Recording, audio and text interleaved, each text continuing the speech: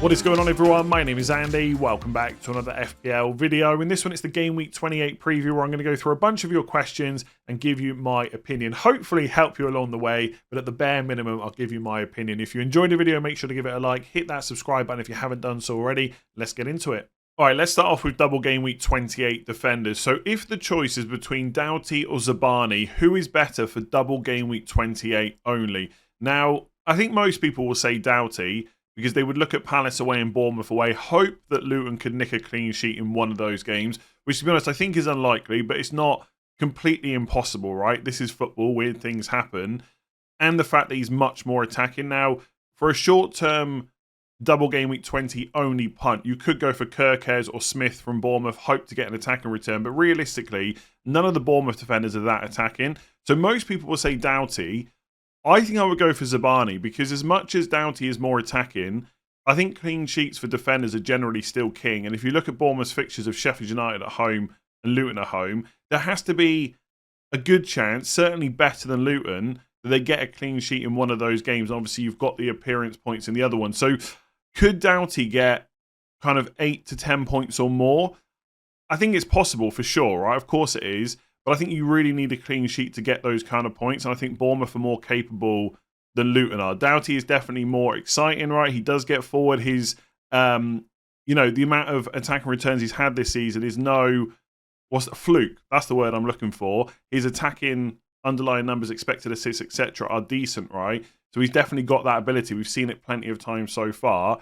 But I would take the clean sheet potential. I think it's much higher for Bournemouth. So as boring as that answer is, I would probably say Zabarnyi is more likely to score higher points than Doughty in 28 only. But I think Doughty is the more exciting pick and the one that most people would go for. So this question's about Game Week 29, but it's important to think ahead because obviously that might dictate what transfers you make this week, whether you use a chip and stuff like that. So what's the minimum amount of players you'd go with in Game Week 29?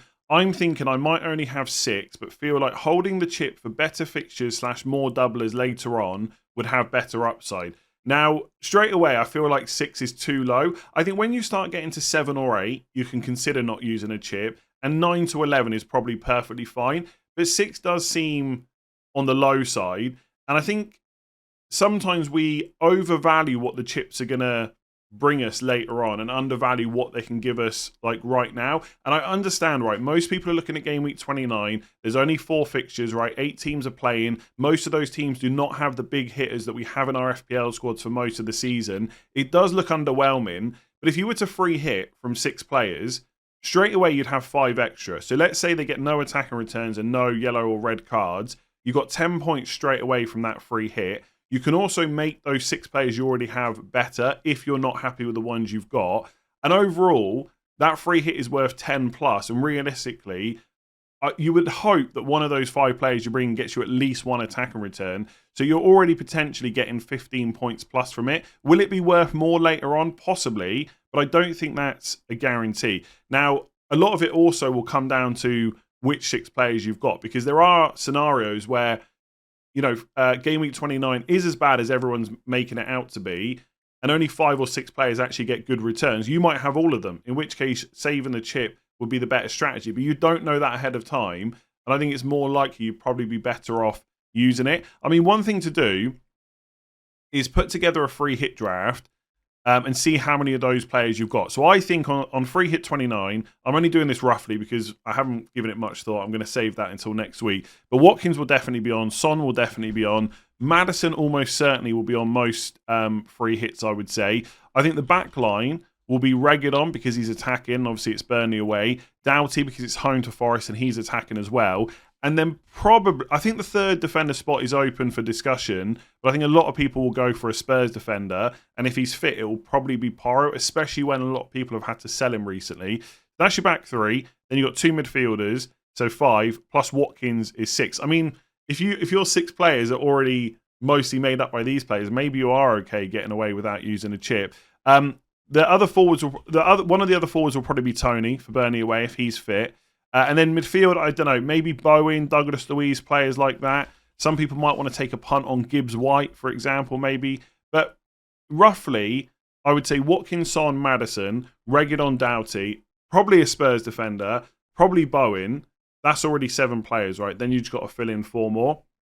If you've got 7 to 8 players and they're made up primarily from those players I've mentioned, plus most of them are attackers rather than defenders, then you're probably okay. And if 6 of them are in there, and again, they're mostly the attackers rather than the defenders, because I think most people are expecting the attackers to get the points in 29, then fair enough. But 6 to me just still feels quite low. And also, presumably, if you've only got 6, you're probably not got a huge amount of doublers for this week. And again, if you're one of those people that just thinks Bournemouth and Luton it's not worth going for, that is exactly what you should do. You should just ignore them. But if a chip allows you to get a few more players this week and extra players in 29, it starts to build up the amount of points you're getting.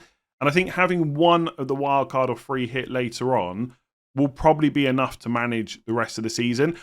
I don't want to. I'm going to answer a question on this later. I don't want to say, that wildcard 30 or 31, free hit 34, bench boost 37 is a bad strategy. It is absolutely not. And if your team has fallen in a way where you could do that, you should still do it.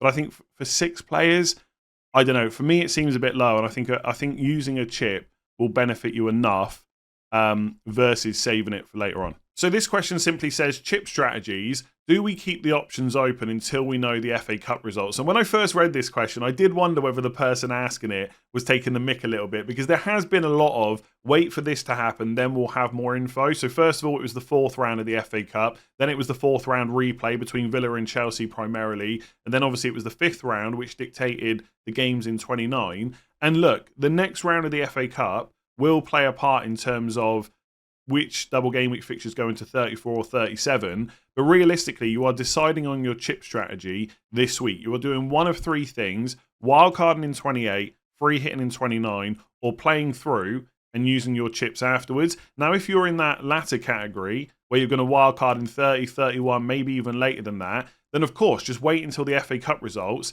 and relax, right? That's all you need to do, because you've got your wildcard in hand. But if your team is looking dodgy for 29, you've really got to think this week about whether you wildcard this week or free hit in game week 29. I'm going to talk about wildcard 29 in a minute, but spoiler alert, I don't think it's a good option. If you are someone that's thinking about wildcarding later, my advice would be just try not to overthink it. I'm someone that looks into loads of different plans all the time, partly because I love FPL, partly because it's my job. But realistically, those plans can be in the bin as soon as there's an injury or something like that. So if you are wildcarding in 30 or 31, I wouldn't worry about which week you're going for right now. It's not going to make a huge difference to the transfers you make in game week 28. So you can just chill and think about it later and wait for the FA Cup results. For everyone else, if you're stuck for 29, you need to make the decision this week. So would you rather load up on Bournemouth players, play them until game week 32 and free hit in 29, or get 2 Luton players, field 9 players in game week 29 and save the free hit and inevitably wildcard in game week 31?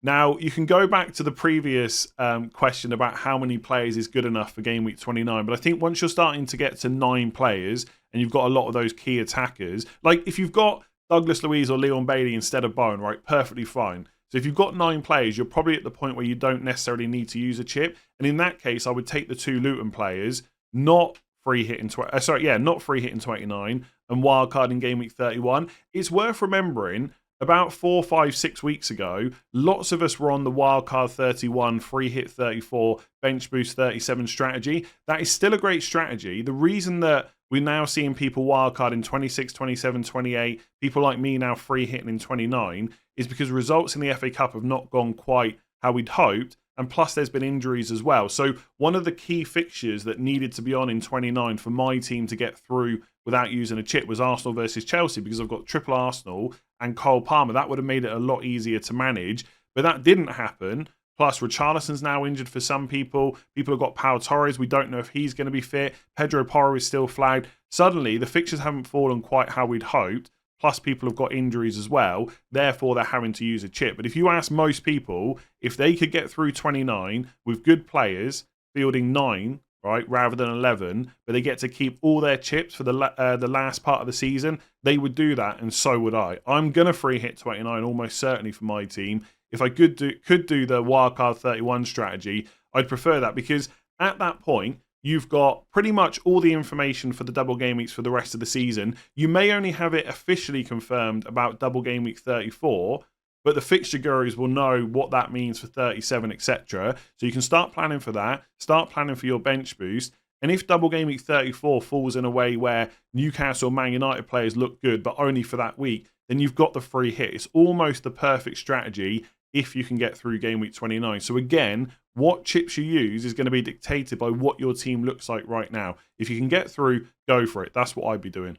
So what are the wildcard 29 pros versus cons? And spoiler alert, I really don't think that wildcard in game week 29 is a great strategy. It's not awful, but I think it's better to go in 28 if you feel like you need to use your wildcard soon. I'll come on to why that is.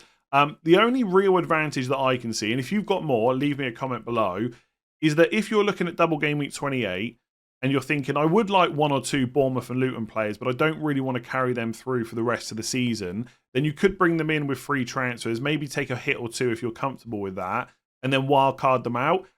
But I really don't see that as a good enough reason to wildcard in 29 rather than 28, because Luton have a double in 28, as we know, and they play against Forest at home in 29. Now, if you were to wildcard this week, you don't have to have triple Luton. I know a lot of people are. You don't have to do that, but you could go for two, have them for the double, and then you've got them for a good fixture in 29, and then you can use your transfers later on in the season to start to get rid of them. With Bournemouth players, they've got a great double in 28, so potentially you're missing out on having a double or triple up, or you're having to take hits just to then wildcard them back out, which doesn't seem great. But with Bournemouth, they will have a double game week later on. Now, that might not be in game week 34, it might be in 37, but if you wildcarded Neto, the goalkeeper, in on 28, you can just bench them in 29 as long as you've got another playing keeper for 29 itself.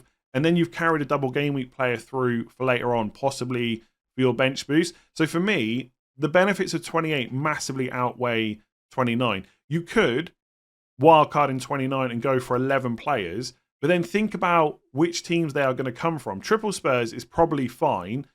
Triple Villa, okay, they play West Ham away in 29. They got Wolves at home in 30. But in 31, it's Man City away. In 33, it's Arsenal away. Do you want triple Villa for that? Probably not. So then you move on to West Ham. You probably don't want triple from them. Fulham players? Probably not. Maybe one or two Brentford. These are not. There's not many teams playing in 29 where you're going to want a lot of their players longer term. Now, you might turn around to me and say, well, hang on a second. You've got the same issue in 28. You're still having to have some of those players in 29. That is true. But I think most people on wildcard 28 will look to maximise the double in game week 28 and then only have about 9 players in game week 29. Now, on wildcard 29, you could have 11 players, but I think that leaves you really stuck for the rest of the season. So the better strategy will probably go for 9 or 10 players, in which case your team's not going to look that much better than if you wildcard in 28, apart from you haven't had the benefit of the double game week as well. Because you've got to remember, your bench is going to be, whether you wildcard this week or next week, a lot of your bench players are going to be those that you want the rest of the season, like Arsenal, Chelsea, Liverpool players and stuff like that. So if you go for 11 players on wildcard 29, not only are they from teams you probably don't want long term, you can only bench 4 players that you will want longer term, if that makes sense. The other thing about wildcard 28 is, let's say for either strategy, you go for 9. So whether you're wildcard 28 or wildcard 29, you go for 9 players in game week 29 itself. With wildcard 28, you could set up in a way where you don't even have to make a transfer in 29, and then therefore you've got 2 transfers in 30 to make that transition a little bit easier. Whereas if you wildcard in 29, you're only going to have 1 transfer the other side, and that might make it a bit more difficult to start preparing for the rest of the season. So I think there's very minimal wildcard 29 advantages. If you've got more, leave a comment below. I think if you're looking to save the free hit or you've already used it, wildcard 28 is a much better option for me. So with how brilliant the Arsenal defence has been lately, if you are wildcarding, is it essential to have at least 2 Arsenal defenders? And the simple answer is no. It's far from being essential. Does that mean it's a terrible idea to have 2? Absolutely not. But it's definitely not essential. And I say that as someone that's advocated for the Arsenal defence for a very long time now, including when they weren't getting clean sheets. But I just think if you're wildcarding in 28, you've got a double to think about this week, a blank in 29 as well. You probably can't carry through 2 Arsenal defenders and Saka, and I wouldn't want to go without Saka for very long. So I would personally prefer to have Gabriel and Saka rather than 2 defenders as well. But you do need to think about future game weeks, of course, and some of your spots in your squad will be for that rather than players that just play in 29, but you've only got limited spots for that. I just don't think there's enough room for triple Arsenal. Also, I think this is a really good kind of exercise in trying to forget what's happened. Arsenal have been great recently. Clean sheets against Palace in 21, West Ham in 24, Burnley in 25, Sheffield United in 27. And the underlying numbers have been good all season. They've been extremely good recently, I get that. But all season they've been pretty much the top defence for expected goals conceded. But you look at future game weeks, Brentford at home, definitely a possibility they get a clean sheet there. I wouldn't say it's locked in because Ivan Toney is great, but you know, there's a chance there. They can't get you one in 29. Man City away in 30 is really tough. Luton at home in 31, great. Brighton away in 32. I mean, how much of your own money would you put on an Arsenal clean sheet there? I'm not sure I'd be willing to bet a huge amount. And Villa is no easy task either. Now, again, Arsenal are brilliant, right? The amount of chances they stop the opposition from creating has been incredible, right? And again, the numbers have been even better even better recently than they have been previously. But they've also had some really good fixtures there. So I just look at the next 6 game weeks, and I think potential for a clean sheet against Brentford, good chance against Luton. Outside of that, like, am I going to bet massively on a clean sheet against Villa at home and Brighton away? Probably not. And don't get me wrong, you know, I've got double Arsenal defence. I'm free hitting in 29. I'm probably not planning to get rid of them anytime soon. And I may end up playing them in all of those fixtures. But again, it all comes down to the likelihood of a clean sheet. And I just don't think there's enough chance there to warrant 2 on wildcard. It'd be a completely different conversation if they were playing in game week 29. At that point, a triple up on Arsenal probably would be essential. But I just don't think there's enough spots in those wildcard 28 squads to put them at essential level. Definitely not a terrible thing to think about, but certainly not essential. So Ross Barkley versus Jarrod Bowen, who scores more in game weeks 28 and 29 combined? We know that Barkley has got Palace away and Bournemouth away this week, and then Forest at home in 29. And for Bowen, it's Burnley at home this week, and then Villa at home in 29, if I can remember the fixtures.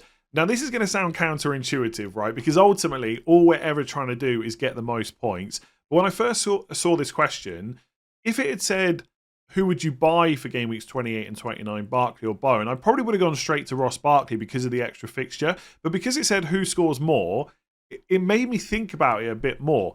And I'm looking at Burnley at home and Villa at home for Bowen and thinking, what's a realistic level of returns for him? Probably 1 or 2 attacking returns. I don't think it's completely beyond the realms of possibility for Bowen to get a return in each of those games. In fact, I think most people would say that's quite likely, right? Maybe 1 goal against Burnley. Let's just give him an assist against Aston Villa. Will Barkley get 2 or more returns over 3 fixtures? Possibly not. So, although my initial instinct is to say Barkley, I think Bowen's pretty great, right? I mean, there are scenarios where Bowen gets enough points against Burnley alone to outscore Barkley's other 3 matches. That is possible, although I don't think that's hugely likely. So I think it is quite close. And I think if you want to go for Bowen and ignore the double game week, that is perfectly reasonable. I know that I would buy Barkley. I would take the extra fixture because as much as I'm looking at it thinking Bowen can definitely score against Burnley and Villa, will Barkley get 2 goals across 3 fixtures? Probably not. I would look at it and think there are worlds where Bowen doesn't get anything and Barkley does have that extra time to get something. And I would just take the extra fixture. Like, if I think a decision is close and I can choose 1 double game week player or 1 single game week, I'm almost always going to lean towards the double game weeker. And you know that if you've watched my videos for a while, but I am a little bit unsure about it. Usually I'm all in on the doubles. This question I'm unsure. So if you're leaning towards Bowen, I would just get him. For me, I know I would buy Barkley and possibly regret it. Like, I'm trying to think as I go along with this question, how many times out of 10 do I think Barkley outscores Bowen? Like, would I put it above 5? I'm not sure I would, but I'd still be willing to take that chance for the extra fixture. If you are getting them in for 28 and 29 and there's a chance you need to hold on to them longer than that, I definitely prefer Bowen. Although Barkley is a lot cheaper, that might enable you other moves. But for 28, 29 combined, I would probably punt on Barkley, but as you can tell, I'm not completely sure about it, and I think it's more than reasonable if you just want to go for Bowen instead, because Burnley at home is one of the best fixtures. He is more than capable of getting a couple of returns in that game. We know that Pakatari is back as well. I mean, I think part of the thinking here And the doubt is because Bowen obviously scored that hat-trick, and that's probably playing on people's minds as well. That did come recently. But I think even forgetting about that, Burnley at home is just such a good fixture. I would buy Barkley. I would want that extra game. But I think if you want to go Bowen, absolutely fair enough.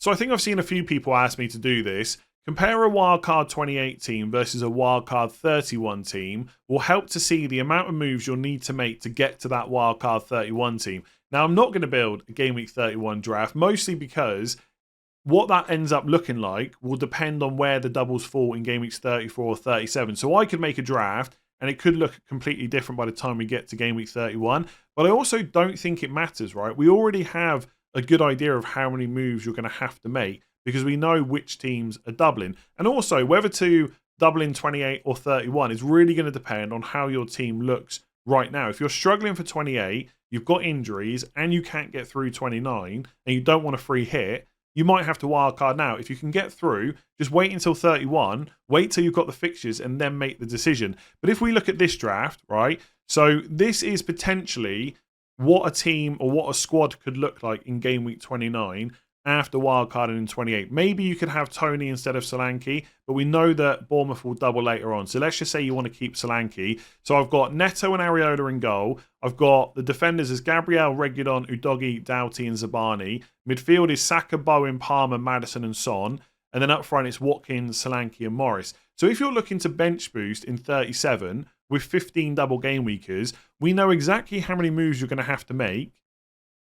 Well, minimum moves you're going to have to make because we know which teams are not going to double. And that is Areola, Reguilon, Doughty, Bowen, Watkins, and Morris, right? So Neto, Zabarnyi, Udogie, Gabriel, Saka, Palmer, Solanke, Maddison, and Son, they will have a double game week at some point later on in the season. Will it be 34, 37, or one of the weeks in between? Can't say that for certain, but we know they'll double. So you've got 1, 2, 3, 4, 5, 6 transfers to make to get to 15 double game weekers. Of course, there's going to be more transfers than that because if you're bench boosting in 37 and your Bournemouth players double in 34, you then might also have to convert them to double game weekers later down the line. But minimum amount of moves you're going to have to make is probably 6. Realistically, maybe kind of 7 to 9. And that's mostly focusing on double game week players. You're going to want Salah, you're going to want Haaland, etc. So there is quite a lot of moves to make. I think that a wildcard 31 team might have Branthwaite from Everton if Everton double in 37. That's not going to be a high priority move for wildcard 28. 28 eighters. It doesn't sound right, does it? That's not going to be a high priority move for FPL managers that wildcard in 28. They're not going to be panicking to have Branthwaite in 31. That's a decision they can leave till later on. But I would say 6 to 9 transfers at least to convert to a bench boost in 37. If you've already used your bench boost, then it's even easier to make that transition. Essentially, if you wildcard in 28, the biggest priorities are probably going to be to get Salah if he's fit and Haaland back in. Everything else can kind of just be taken in your stride as you go. And also, by the way, if your wildcard 28 free hit 34, and let's say Bournemouth double in 37, that's actually less transfers because you can just free hit in the doublers for 34 and keep hold of players like, Bournemouth players for 37. I hope that makes sense. Essentially, it doesn't really matter what a wildcard 31 team looks like. We already know which teams are going to double. We just don't know exactly when. If you enjoyed that video, make sure to give it a like, hit that subscribe button, rate 5 stars if you're listening on podcast. I'll catch you again tomorrow.